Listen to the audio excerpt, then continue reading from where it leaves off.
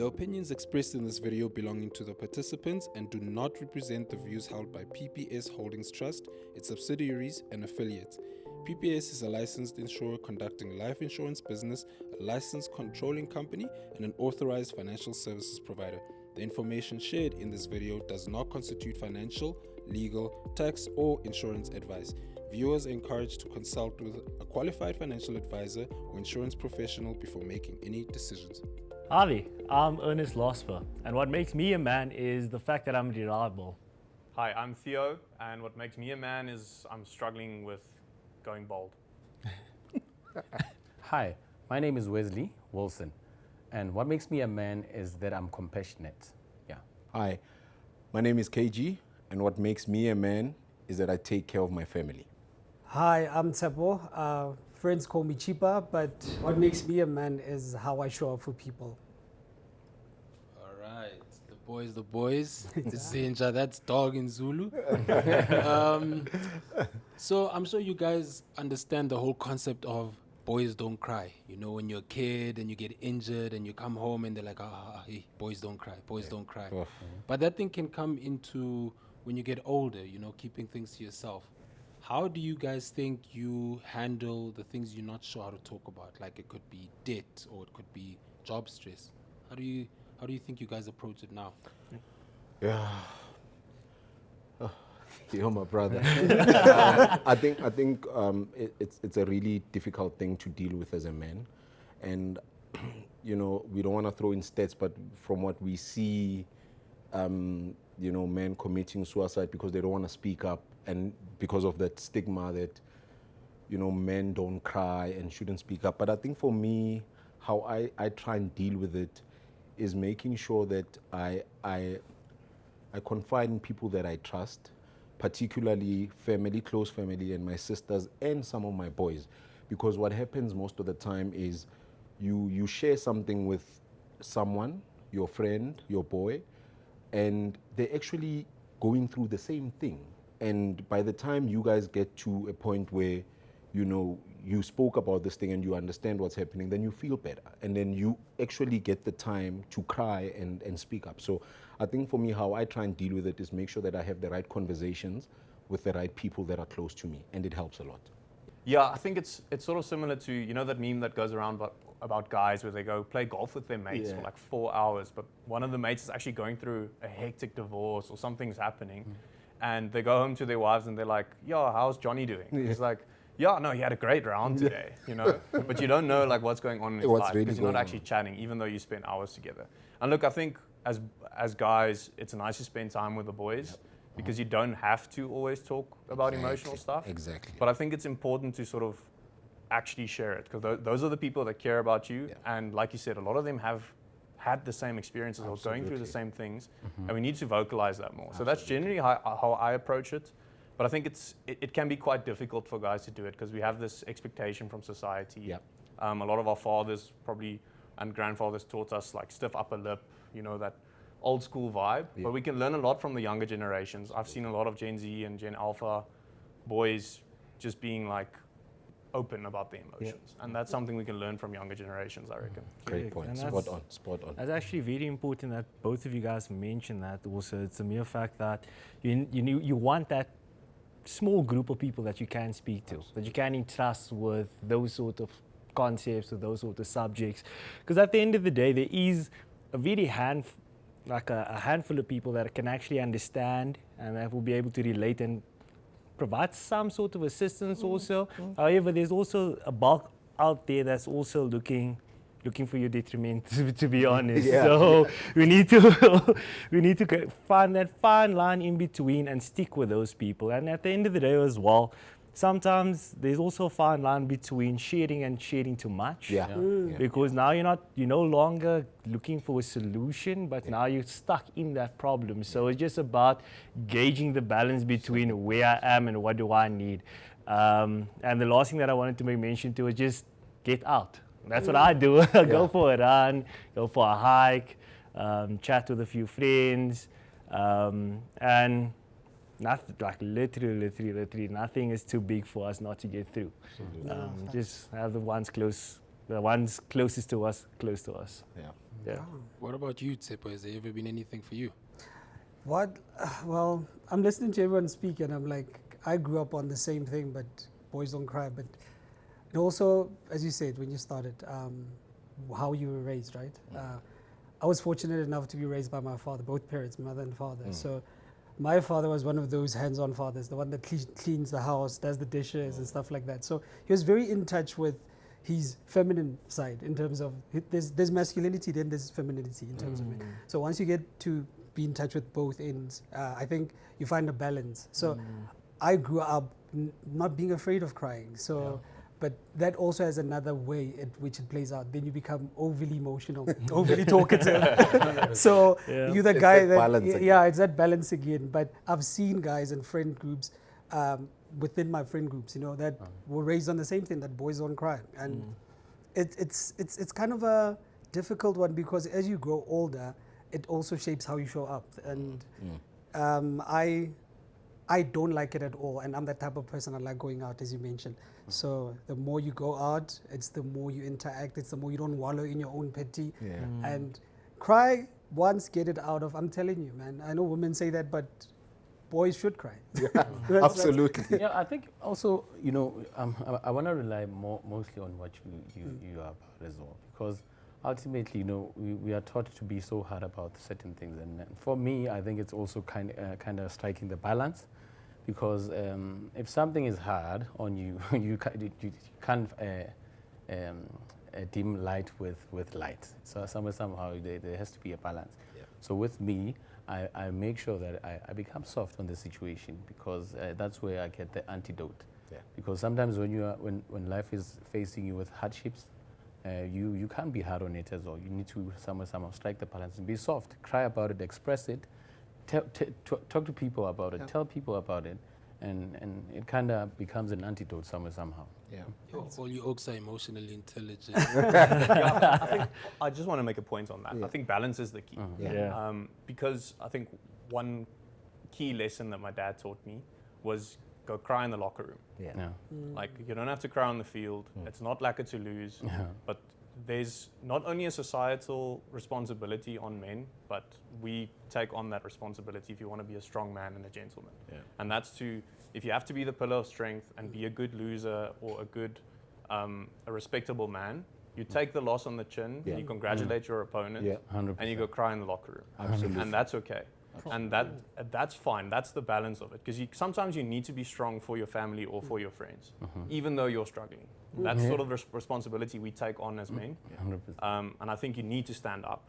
But that doesn't mean bottle everything up and don't feel your emotions. Exactly. So I think that's the balance, and I think that's the point we're all making. And also, sorry, just one last point as well is, let's also, you know, we need to think about the support that we can, you know, incorporate in this process, because there are things like there are programs out there where you can speak to someone that's a professional, like you said, cry in the locker room, and then afterwards try and seek help elsewhere, and then, you know, just get the right support. It allows you to get stuff out. It helps a lot. I'm going to add one more point to that as well. As well, go for But it. like, crying isn't a sense of personally, crying isn't a sense of weakness. Depending on also where about you're going or what situation you're going through, etc. It becomes a weakness when you're literally just sitting and crying and doing nothing. Then it becomes an issue. But if you're using it like literally as a mechanism just to get to the next step, just to like, you know, decompress a little bit. That's exactly. I mean, then it's all good. Don't be weak about it. So it's crying, but don't be weak about it. Try and strengthen it. You know, cry, but also, you know, use it as something to bounce you off. Exactly. You know, Then lock in. Cry, then lock in. I love that analogy of crying in the locker room. That is so brilliant, because it's the same as you grow up and you've got kids. You can't be crying all the time in front of your kids, right? Because you have to show up, you know, and you have to also teach them about vulnerability and everything else. But cry in the locker room, come back out strong.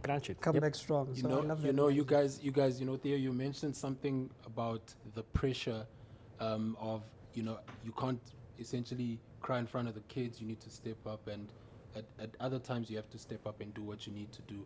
And that sounds like also what some people deal with in their early careers, where they come in and there's all this pressure to try and show up after you've just come out of university, but you don't really know how to find your way. You know, you're actually following the guidance of your line manager or whoever your mentor is at that time. What are some of the things that you guys wish you got right when you started your career?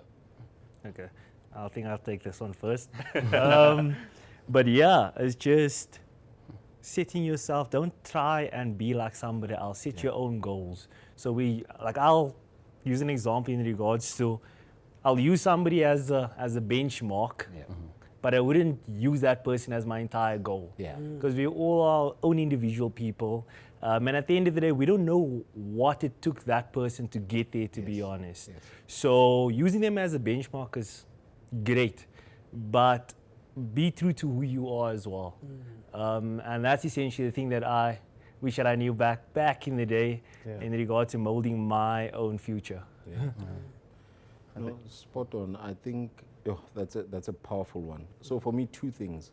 One is I've learned to not get married to an idea, because you get so locked in to something that you picture in the future, and once things go south, then you're in real trouble. And the second biggest thing for me is just stay in your own lane. Just, move your own pace, one thing at a time, one step at a time. And to your point, don't now compare yourself to peers or someone that took a different path or different journey. Everyone has their own journey, and things will come as time goes. So I think staying in your own lane, keeping focus, and stay on business on what the objective is. And then if I did that when I started my career or earlier, then I'd know. But you aspiring to move to the next level, you inspired by people, but then we make that mistake of like, hey, I want to follow the journey of my role model. But if you stay in your own lane and then you just, walk your own path, absolutely helps. I think that's a powerful thing. Yeah. I think locking in. Yeah, I think, earlier in my career, locking in, if I had learned that, it would have made me such a powerful man, so to say, because I think I never found power in locking in, and I'm finding it later in life, Yeah. Whereas before I used to love, just being about the business and trying to impress a lot of people, but, not trying to impress myself. Exactly. You understand? And trying to reach goals and whatever. And I wish, if it was earlier in my career, I would have started it off with where I am right now, Yeah. which is more locking in. I think for me is continue to push yourself. Yeah. I'm naturally that type of person, so I did do this at the start of my career. But I think the mistake that I'm assuming I'm continuing to make is that you need to be honest with yourself about what you don't know. Because you're not going to know what you don't know. True. And sometimes you feel like out of varsity, you're like this big man. You're You were the big man on campus, and coming into the job, I'm just going to smash it. I'm going to be the next CEO at 25. Yeah. Like that doesn't happen.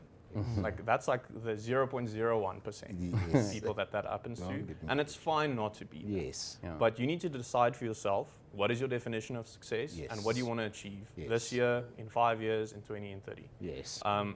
That your career is 40 years long. You have a lot of time to figure it out. There's no correct way to start, but at least push yourself and be cognizant of the fact that you are going to learn and be open to learn. Yes. Don't be a know-it-all. I think speaking of being a know-it-all, just also understand that you are a student. The funny thing is you come from varsity and you were a student. Yeah. And just think of yourself as a student of life. Every single phase that you go through, Yes.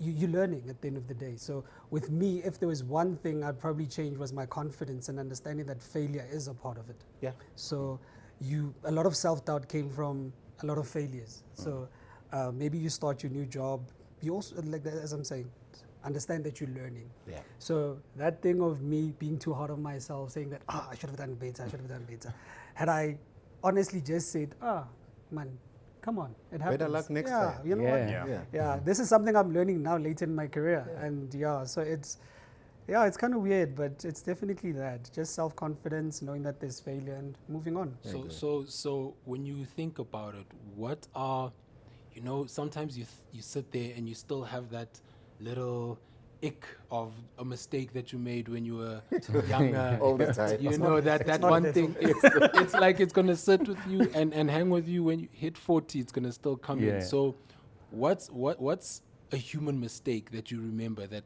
can come to mind for you right now? You're my easiest one. I remember I was still deciding what to study. So it's not when I started working, but this is where I learned the hard lesson. I went to a university and met the dean of the faculty and had a good chat with him, and like I felt very excited to study this, and he asked me for my email so he can send me some resources. And I gave him the email that I set up when I was like 12. Gmail. Yeah, like my 12. When I was 12, and it was like a gamer tag email. I'm not going to disclose what it is, but it was a very cringy email address, and I wrote it down with full confidence, and I just remember him like enunciating it and melting inside of like, what did I just do? Like, it took away all my credibility. So so definitely have an email with your name and surname, I would say. What did you do? And and yeah, just own what you have, but like also be professional in most cases where it's either academic or career-wise. Don't get too casual. These people are still your employers and your colleagues. I think that's an important thing to remember. Phew. Yeah. I'm an overthinker. So when you say Lil, come on, man. Like I go back like 10 years ago and I think of the little mistakes that I made in terms of my career. So mine was major. I worked in a brokerage. So a lot of the stuff that I did was to do with new business, tenders and everything else. So my challenge was we worked like 3 days straight on this project. Proper 3 days straight, in and out, no sleep, booked the hotel, shop, done. And then on the day of submission, I caught a flight in the AMs. They booked it for me. I think it was early. Flew down to Pietermaritzburg. It was a lifetime ago. And I got there with the tender, everything printed, had to do stuff. And guess what your boy does? He drops it in the wrong box.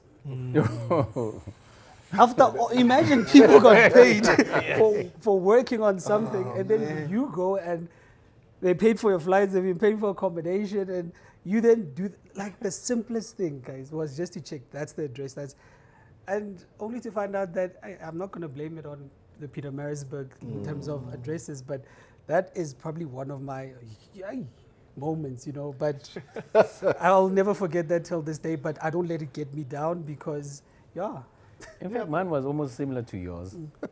I think it was my first job. So I wasn't even accustomed to the whole work environment that someone has to supervise your staff. So I saw it. It was around, knock-off time, I mistakenly added an extra zero. Oh. And you see, remember, an extra zero is 100,000, now is 1 million. And I saw it, and because I was just in the interest of just, moving out of the place and going home, knock-off time. Remember, when you were young, you're thinking knock-off time, yes. And I saw the mistake, and I left. And then now that I was just thinking about it, I'm like, what if this thing is the one thing that's going to make me lose my job? Because that's not just a tiny mistake. It's not a small mistake. It's a small mistake, but it's not so small. Yes, you can have big The consequences. value. It's got huge implications around it. So, and then after that, but that I could remember that clearly 100%. That it's one of those mistakes that were small, but they were so big. But something similar to something like Yeah, but I guess like Tsepo said, failure is always going to be there, right? Yeah. At that Life lessons, but at the time it was different, Yeah, no, I have to think about that a little bit more. Yeah. What I did, On my Too many, way too many.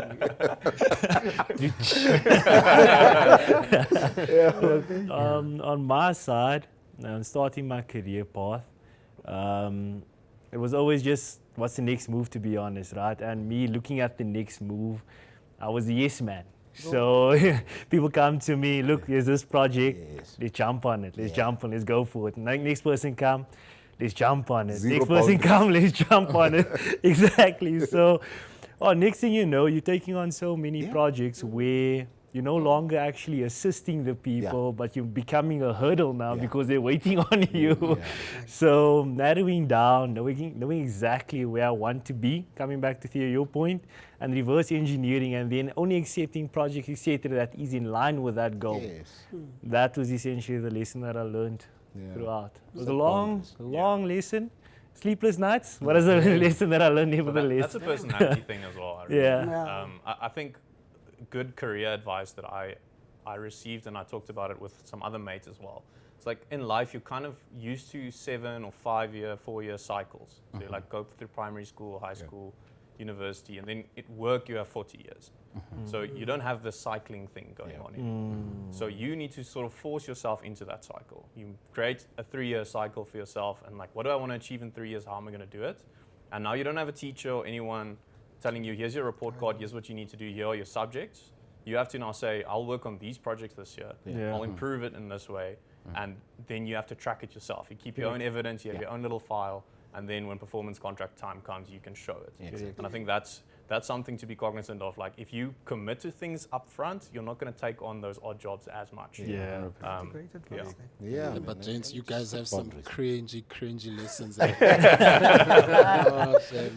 But I love the honest conversation. Yeah. What are the lessons you guys are still learning right now? Tsepo, Can let's I start jump with on that you. one? Yeah, like EQ, you mentioned it. Guys, emotional intelligence is I don't know, man. I think it should be taught at a very young age. I know you grow up to learn these things, but like EQ just goes into everything. How you show up for yourself, how you treat others, how you... I know there's a whole lot of things that go into it, but I think emotional intelligence for me would then help you make better decisions in everything that you do. Yeah. Your approach is different. Yeah. So that's something that I think for me would be my one thing that I'm still learning as I go. Yeah. People pleaser, come on, that's me all day, and that's because you smile at people as they were like hi and everything else. You continue calling them to come and give you more work, and if you're good, they'll definitely give you more work. So definitely that Yeah. for me. I think that's an important question. For me, continuous lesson is just get the right advice. I feel like people get the wrong advice sometimes, and we spoke about stuff we deal with as men, financial decisions. I think for me, I've got a really good saving ethic, but I've made some bad financial decisions in my life, and some of them were based on getting the wrong advice. You speak to Theo, he's got 10,000 rand from a gig today, and he tells you you've got 10,000 rand from a match. Boy, just buy those sneakers, just smash the thing, where you could save it and do something for your family. It's a continuous thing, and then I think we see shows even on TV where people want something, and a few months in, I had 15 million 3 months ago. Now I chowed all of it because I got wrong advice and bad advice. So I think it's a continuous thing for me where you always need to be careful of where you seek advice and how you receive advice.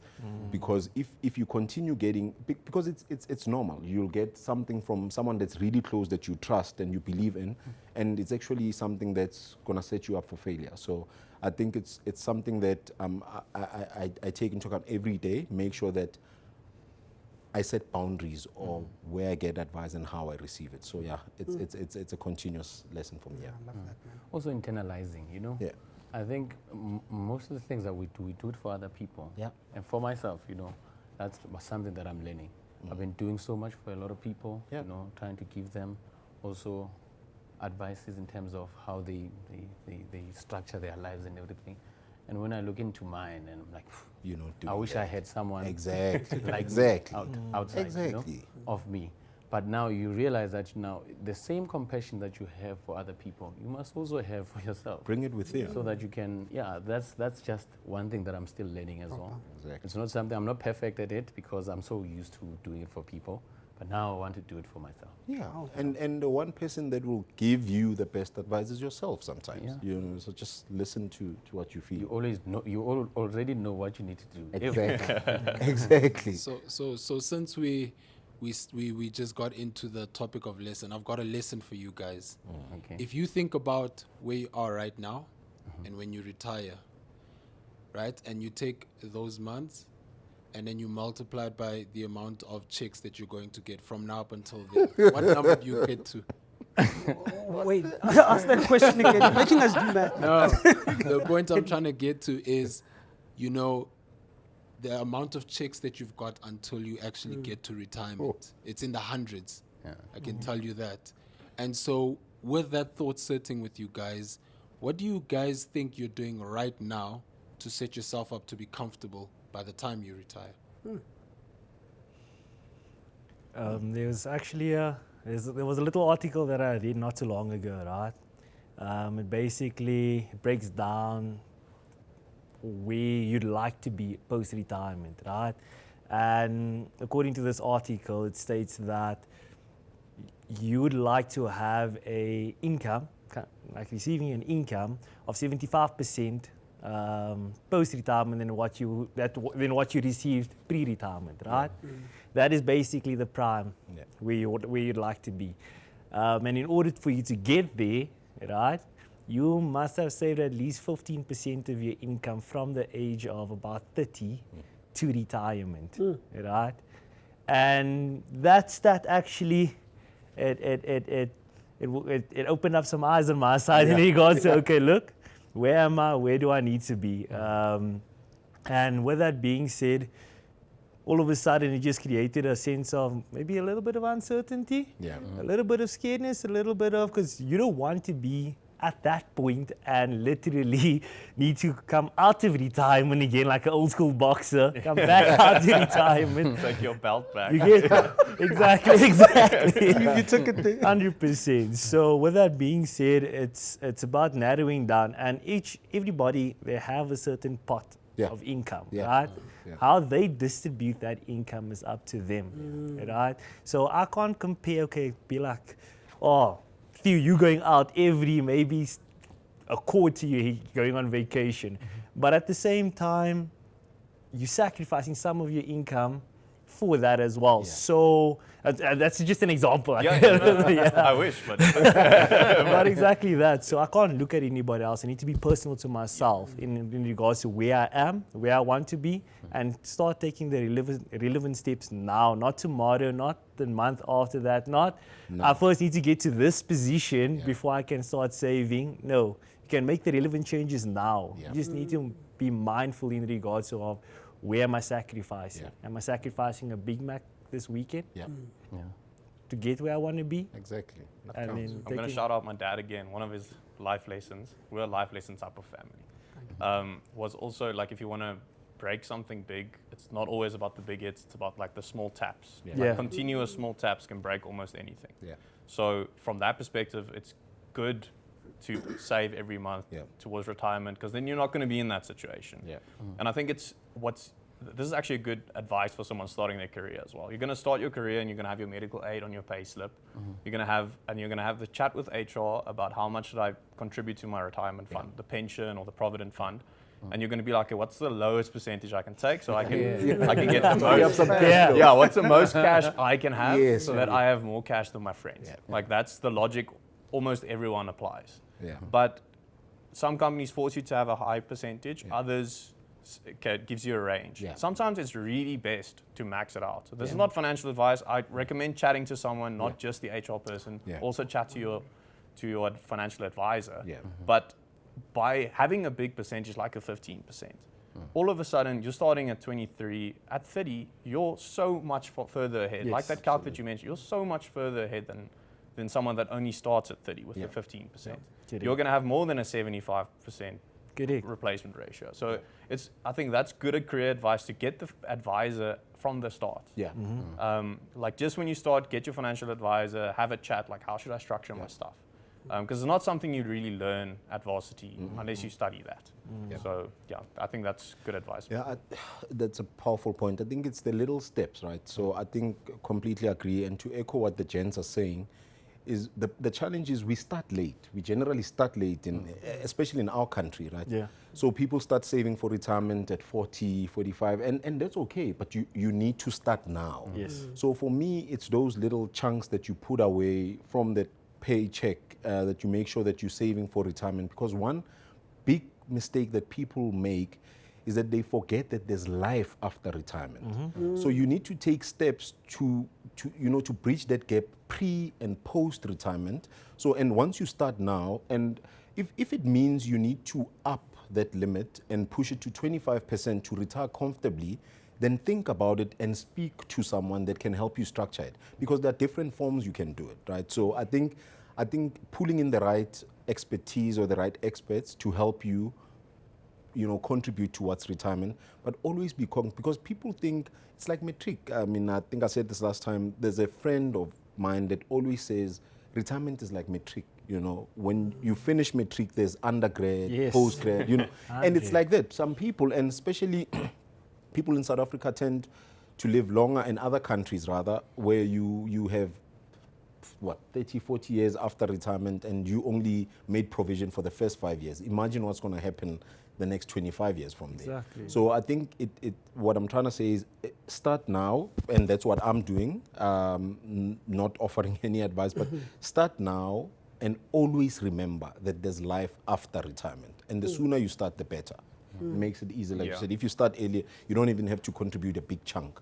So yeah, it helps. And one life lesson that I want to add on to that is the mere fact that we need to be cognizant and mindful of the things that we're in control of, Yeah. and less about the things that's We beyond our control. Exactly. 100. So once you get to that, you'll start living a much more peaceful life. Yeah. We concern ourselves too much of things that's way out of our control that we can't necessarily do anything about, Yeah. So start now. Boys, the boys. I love the fact that you've got these young gentlemen in front of us and they're still already thinking about post-retirement. Gents, thank you so much. This has been a lovely conversation. Yeah. Thank you. Thank you. Thanks, guys. Did we cover everything? Yeah. Did we cover it? I think we did. Okay.